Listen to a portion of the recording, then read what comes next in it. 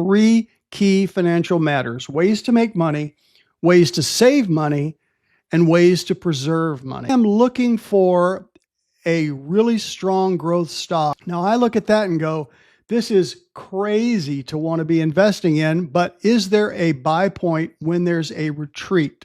So that's a 5-year look back. So now I'm looking at just 3 years, and you can see it did hardly anything for 2 years and then started to wake up again because it had some emerging technologies, certainly tied to AI. So now I take this to my risk management software, which is TradingView, and I can plug it in here, and you can see the red bar. We're on a buy once we exceed that level in late April. So what is my point of showing you this?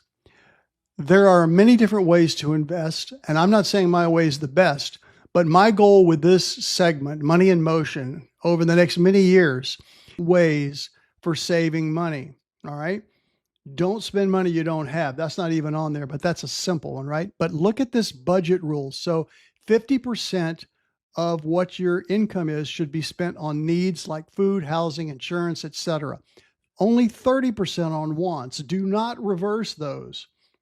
And here's the most important one, 20% in savings.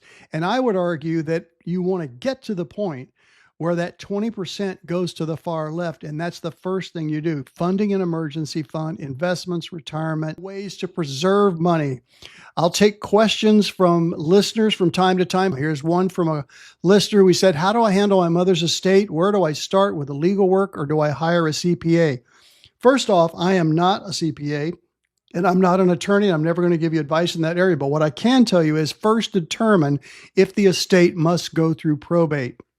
If your mother, and that's answering this question, had a living trust and transferred her assets into it, you might be able to avoid probate. That would be fantastic. If not, you'll need to file the will with the probate court and notify creditors and agencies like Social Security.